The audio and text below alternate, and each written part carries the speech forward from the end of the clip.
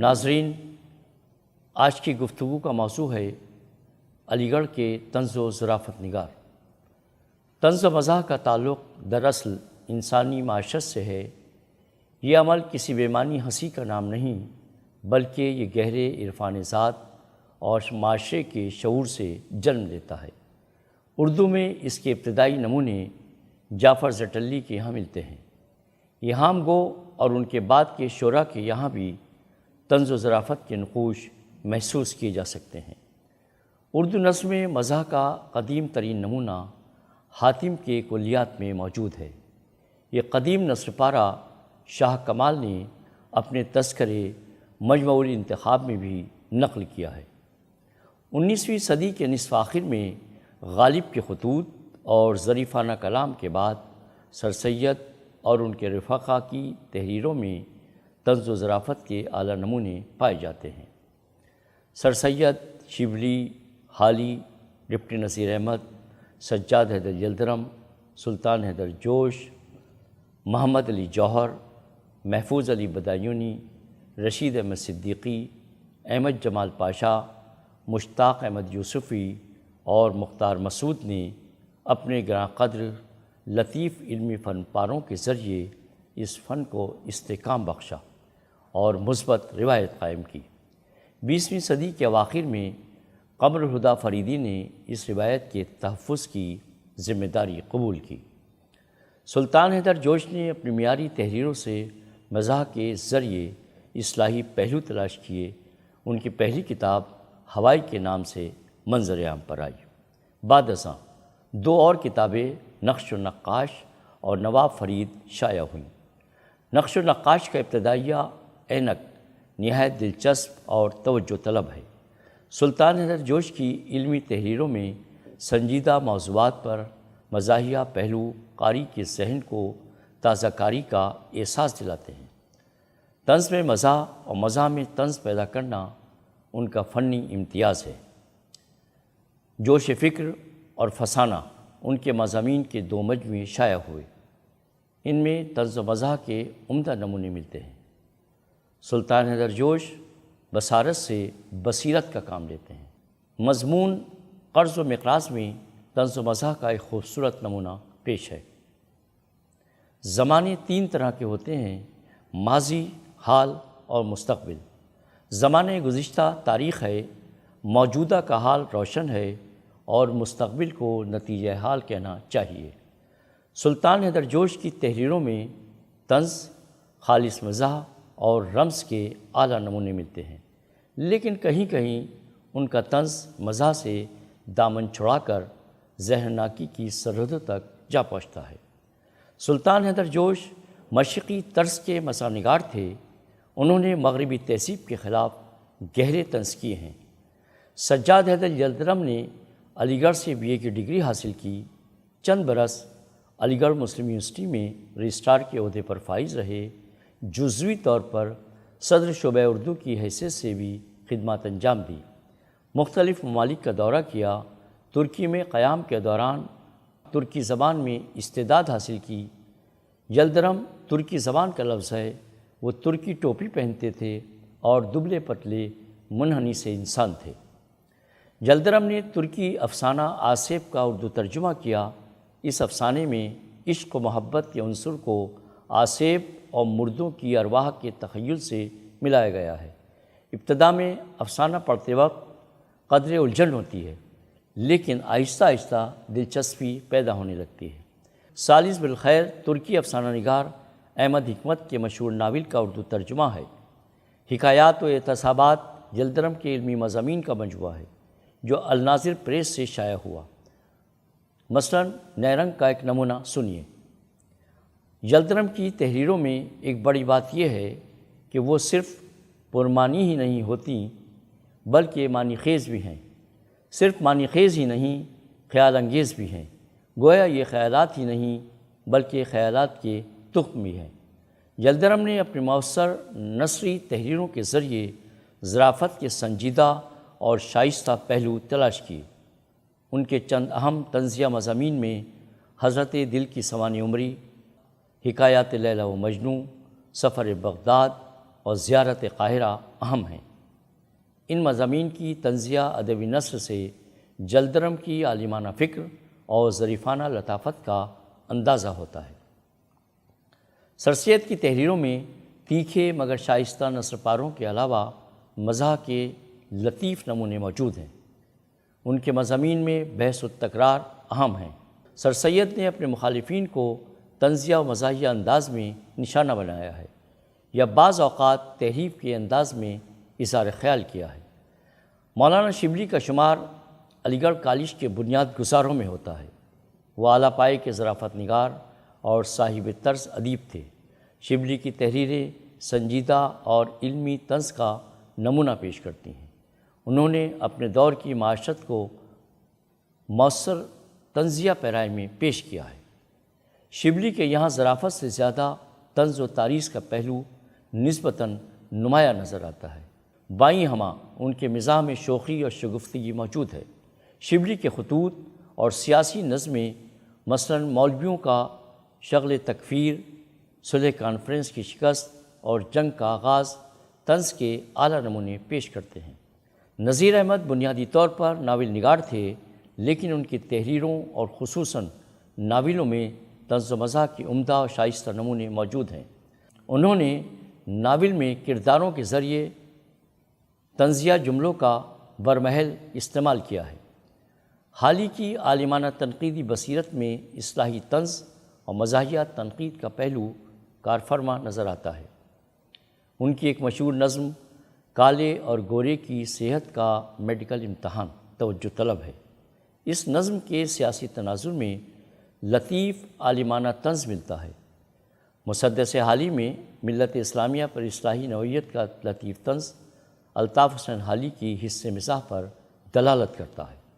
حالی مثبت، صحت مند، معروضی اور معتدل طنز و مزاح نگار تھے۔ ان کے یہاں مزاح کا مقصد استزاح ہرگز نہیں۔ انہوں نے اپنے ایک مضمون مزاح میں اس موضوع پر تفصیل سے بحث کی ہے۔ وہ اپنی نظموں، روایات اور نثر پاروں میں سماج کی اخلاقی پستی کو طنزیہ پیرائی میں بیان کرتے ہیں اور کہیں کہیں لطیفوں اور مثالوں کا سہارا بھی لیتے ہیں۔ محفوظ علی بدایونی نے علی برادران کے ساتھ سیاست میں بھی حصہ لیا اور خلافت تحریک کے دوران ہمدرد میں طنزیہ و مزاحیہ مضامین شائع کرائے۔ محفوظ علی بدایونی کا ایک طنزیہ کالم ہمدرد میں تجاہل عامیانہ کے عنوان سے پابندی کے ساتھ شائع ہوتا تھا۔ اس کالم کا منفرد اسلوب اور دلچسپ انداز عوام میں بہت پسند کیا گیا۔ ہمدرد، نقیب، الناظر، علی گڑھ میگزین اور دکن وغیرہ میں شمع بنور، ملا صومالی، ملا علی کاتب اور ملا علی آقائے سقال وغیرہ فرضی ناموں سے اپنے مضامین شائع کراتے تھے۔ محفوظ علی بدایونی نے سیاسی مباحث پر متعدد مضامین لکھے۔ تجاہل عامیانہ کا غیر معمولی جلسہ، کارروائی جلسہ، حاجی صاحب کی تقریر اور کارروائی جلسہ، حاجی صاحب کی تقریر جنگ پر، بلبلان اسیر کی رہائی اور مسٹر صاحب دین مضامین قابل ذکر ہیں۔ محفوظ علی بدایونی کے مزاح کا عنصر طنز کے تیکھے پن کو بے اثر کر دیتا ہے۔ انہوں نے معمولی سماجی اور مذہبی مسائل کو طنز و ظرافت کے انداز میں سنجیدگی کے ساتھ بھرتا ہے۔ ظفر علی خان نے اپنی صحافتی تحریروں اور خصوصاً نظموں میں اس دور کے سیاسی حالات و کوائف کو اپنی تحریروں کا موضوع بنایا۔ ظفر علی خان سنجیدہ طنز و مزاح نگار ہیں۔ ان کی طنزیہ شاعری کی عمدہ مثالیں بہارستان اور نگارستان میں ملتی ہیں۔ مثلاً خاتون وقت، ایران فرنگ، جنگ طرابلس، گاندھی اور مالوی، قادیانی خرافات، مسجد شہید گنج کی شہادت، لندنی معشوق اور دہلوی عاشق، وہ اور ہم، مولوی اور مالوی اور احرار کا جنازہ۔ ان نظموں کے ذریعے انگریزوں کی حکمت عملی اور بے جا رویے پر گہرے طنز ملتے ہیں۔ زمیندار میں متعدد طنزیہ و مزاحیہ مضامین اور شعری طنزیہ تخلیقات شائع ہوئیں۔ ظفر علی خاں کا ڈرامہ ایڈیٹر کا حشر اور اودھ پنچ کے ظرافت مآب صفحات پر قومی تعلیم کا سنگ بنیاد اہم ہے۔ ظفر علی خاں کی چند طنزیہ نظمیں بھی ملتی ہیں۔ ہندوستانی تہذیب کے تناظر میں سماج کی برائیوں پر قاری ضرب کے طنزیہ نشتر نہایت شوق انداز میں اس طرح لگاتے ہیں کہ تحریر میں قاری کی دلچسپی آخر تک برقرار رہتی ہے۔ رشید احمد صدیقی کے ذکر کے بغیر اردو طنز و مزاح کی تاریخ مکمل نہیں ہو سکتی۔ ان کے موضوعات کا کینوس بہت وسیع اور متنوع ہے۔ طنزیہ تحریروں میں عالمانہ شان اور علی گڑھ کی اقامتی زندگی کا بیان ان کی تحریر کو دلچسپ بنا دیتے ہیں۔ رشید احمد صدیقی کے کسی شاگرد نے ان سے سوال کیا کہ عورتوں کا قبرستان میں جانا کیوں منع ہے؟ رشید صاحب نے برجستہ جواب دیا کہ زندہ عورتوں کا۔ علی گڑھ ان کے تخلیقی سرچشموں کا منبع و ماخذ رہا۔ آشفتہ بیانی میری، گنجائے گرمایا، طنزیات و مضحکات، ہم نفسان رفتہ، خندہ، نقشۂ رنگ رنگ اور مضامین رشید میں شامل مضامین رشید احمد صدیقی کی شگفتہ بیانی، لطیف طنز اور شائستہ مزاح کی بہترین مثالیں پیش کرتے ہیں۔ دھوبی، چارپائی، پاسبان، ارہر کا کھیت، گواہ، ریڈیو سننے والے اور اگر ڈاکٹر نہ ہوتے مضامین اہم ہیں۔ رشید احمد صدیقی اپنے کرداروں کے ذریعے واقعات سے مزاح پیدا کرتے ہیں اور پورے سماج کو طنز کا نشانہ بناتے ہیں، اور معمولی بات کو موضوع بنا کر اصلاحی پہلو بھی تلاش کر لیتے ہیں۔ رشید احمد صدیقی کے برجستہ خوبصورت تخلیقی جملے طنز و ظرافت کے حسن میں اضافے کا باعث بن جاتے ہیں۔ ان کی ظریفانہ تحریروں سے چند اقتباسات دیکھیے۔ ہر انسان پیدائشی جھوٹا اور ہر گواہ اصولاً سچا ہوتا ہے۔ اگر ڈاکٹر نہ ہوں تو موت آسان اور زندگی دلچسپ ہو جائے۔ علی گڑھ میں نوکر کو آقا ہی نہیں آقا نامدار بھی کہتے ہیں، اور وہ لوگ کہتے ہیں جو آج کل خود کو آقا کہلاتے ہیں، یعنی طلباء۔ ان سے آپ اندازہ لگا سکتے ہیں کہ نوکر کا کیا درجہ ہے، پھر ایسے آقا کا کیا کہنا جو سفید پوش واقع ہو۔ میں نے آج تک کسی دھوبی کو میلے کپڑے پہنے نہیں دیکھا اور نہ خود اس کو اپنے کپڑے پہنے دیکھا، البتہ اپنا کپڑا پہنے ہوئے ضرور دیکھا۔ ارہر کا کھیت دیہات کی زنانہ پارلیمنٹ ہے۔ کونسل اور اسمبلی کا تصور یہیں سے لیا گیا ہے۔ گاؤں کا چھوٹا بڑا واقعہ یہاں ماریز بحث میں آتا ہے۔ سکھیا کے حمل کیسے ٹھہرا، پٹواری کی بیوی نے اس سال کون سے زیور بنوائے، وغیرہ۔ رشید احمد صدیقی کی لطیف مزاحیہ تحریریں، مضامین، انشائیے اور خاکے اردو طنز و ظرافت کی تاریخ میں منفرد حیثیت کے حامل ہیں۔ بقول رشید احمد صدیقی، اردو جاننا اور علی گڑھ سے واقف نہ ہونا بجائے خود فتور کی علامت ہے، اور اردو کا ایک نام علی گڑھ بھی ہے۔ مولانا محمد علی جوہر عظیم مجاہد آزادی، معروف صحافی اور تخلیق کار تھے۔ انہوں نے تحریک آزادی کے فروغ اور قومی شعور کی بیداری کے پیش نظر اخبار ہمدرد جاری کیا۔ اس اخبار کے ذریعے انہوں نے طنز و مزاح کے پیرائے میں انگریزوں کو ہدف بنایا۔ مشتاق یوسفی اپنے گہرے مشاہدے اور عالمانہ تجربات کو کرداروں کے ذریعے سماج کی زوال پذیر تہذیبی اقدار کو فنکارانہ تراش خراش کے ساتھ طنز و مزاح کے پیرائے میں پیش کرتے ہیں۔ آب گم، چراغ تلے، خاکم بدہن اور زرگزشت طنز و ظرافت کی تاریخ میں گراں قدر اضافہ ہیں۔ مضمون یادش بخیر میں تلمیذ الرحمن چاکسوی ایک اہم کردار ہے، جس کے ذریعے وہ سماج کے ان افراد کا مذاق اڑاتے ہیں جو ماضی پسند اور ماضی پرست ہیں۔ مستقبل ان کے نزدیک بے معنی ہے۔ اگر مرغیاں نہ ہوتیں تو محلے میں مجھے کون جانتا۔ چراغ تلے میں مزاحیہ مضامین زیادہ ہیں، لیکن خاکم بدہن میں طنزیہ و مزاحیہ دونوں یکساں طور پر موجود ہیں۔ مشتاق یوسفی جزیات نگاری کے ذریعے دل فریب نقوش ابھارتے ہیں۔ زرگدشت ایک ایسے آدمی کی کہانی ہے جس پر کسی بڑے آدمی کی پرچھائیں تک نہیں پڑتی۔ آب گم کے مضامین میں کار، کابلی والا، الادین کا چراغ اور دھیرج گنج کا پہلا مشاعرہ اہم ہیں۔ مشتاق یوسفی کے بے ساختہ اور پرمعنی مزاحیہ جملے پڑھ کر ہونٹوں پر تبسم کی لکیر ضرور ابھر آتی ہے۔ کبھی قہقہے لگانے کو جی چاہتا ہے اور کبھی ان کی تحریر آپ دیدہ کر دیتی ہے۔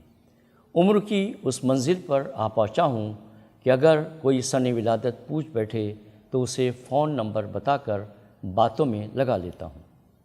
عام طور پر یہ سمجھا جاتا ہے کہ بد ذائقہ کھانا بنانے کا ہنر صرف تعلیم یافتہ بیگمات کو آتا ہے۔ مزاح نگار کو جو کچھ کہنا ہوتا ہے وہ ہنسی ہنسی میں اس طرح کہہ جاتا ہے کہ سننے والے کو بھی بعد میں خبر ہوتی ہے۔ میں نے کبھی کسی پختہ کار مولوی یا مزاح نگار کو محض تقریر و تحریر کی پاداش میں جیل جاتے نہیں دیکھا۔ مشاعرے سے پہلے خطبہ صدارت سامعین پر اتنا ہی گراں گزرتا ہے جتنا طویل خطبہ نکاح بے صبر دولہا پر۔ مشتاق یوسفی کی صدارتی تقریر سے اقتباس سنیے۔ ہم نے اپنے دیرینہ دوست مرزا عبدالودود سے پوچھا، صدارتی تقریر کے اصول بتائیے۔ انہوں نے برجستہ جواب دیا، سنجیدہ لوگوں سے گفتگو کرنے پر پرہیز کرو، اختصار سے کام لو، بیٹھ جاؤ اس سے قبل کہ بٹھائے جاؤ، اور آخری اصول یہ ہے کہ آنکھیں بند رکھو تاکہ حاضرین کا رد عمل نہ دیکھ سکو۔ مشتاق یوسفی کے طنز میں بے پناہ ظرافت اور مزاح کی آمیزش ہوتی ہے۔ ان کے جملوں سے محفل قہقہوں سے گونج اٹھتی ہے۔ احمد جمال پاشا کی تصنیف میں اندیشہ سحر، چشم حیراں، فن لطیفہ گوئی، غالب سے معذرت کے ساتھ، مضامین پاشا، پھڑکتے ہوئے لطیفے، تنزیہ و مزاحیے، ہجویات میر، ظرافت اور تنقید، ستم ایجاد، ملا نصر الدین کے لطیفے، مجاز کے لطیفے کے علاوہ پتیوں پر چھڑکاؤ ان کے اہم تنزیہ و مزاحیہ مضامین کا مجموعہ ہے۔ کتے کا خط پطرس کے نام اور گدھے کا خط کرشن چند کے نام اردو طنز و مزاح میں اختراع کے حامل ہیں۔ لفظوں کے برمحل استعمال سے مزاح پیدا کرنا پاشا کا فن کمال ہے۔ طنز پر ان کی گرفت بہت دبیز تھی۔ اردو کے سنجیدہ مزاح نگاروں میں ان کا نام شامل ہے۔ احمد جمال پاشا نے اس فن کو ہمیشہ شوق کے طور پر برتا اور کبھی پیشہ قرار نہیں دیا۔ مختار مسعود اپنے مخصوص طرز، اسلوب نگارش اور خوبصورت علمی طنزیہ نثر کے لیے اپنی منفرد شناخت رکھتے ہیں۔ ان کے شاہکار تخلیقی نثر پاروں نے طنز و ظرافت کے علمی معیار کو بلندی عطا کی۔ آواز دوست، سفر نصیب اور لوح ایام مختار مسعود کی اہم کتابیں ہیں۔ حرف شوق ان کی وفات کے بعد شائع ہوئی۔ لوح ایام کا انتساب چراغ و دریچے کے نام ہے۔ ایک تھا بادشاہ، جستجو اور گفتگو، نئے نام اور پرانی تصویریں، خانہ جنگی، فرد جرم، فنکار، الفاظ، اشعار اور آخرکار مضامین اہم ہیں۔ مختار مسعود کی تحریروں میں شائستہ علمی طنز مزاح پر غالب نظر آتا ہے۔ مختار مسعود کے نثری شہپاروں میں لطیف عالمانہ طنز اور ظریفانہ انداز اپنی پوری حشر سامانیوں کے ساتھ جلوہ گر نظر آتا ہے۔ قمر الہدیٰ فریدی کی نثر میں مخصوص قسم کی علمی مزاحیہ سلاست اور بے ساختہ پن ہے۔ ان کا یہ منفرد اسلوب بیان، لہجے میں ملائمت اور مزاح میں سادگی اور قدر شرمیلا پن ان کی شخصیت کو انوکھے انداز سے اپیل کرتا ہے۔ ان کے مزاحیہ علمی نثر پارے عام قاری کو بھی ہمیشہ متاثر کرتے ہیں۔ قمر الہدیٰ فریدی دور جدید کے آخری قابل ذکر مزاح نگار ہیں۔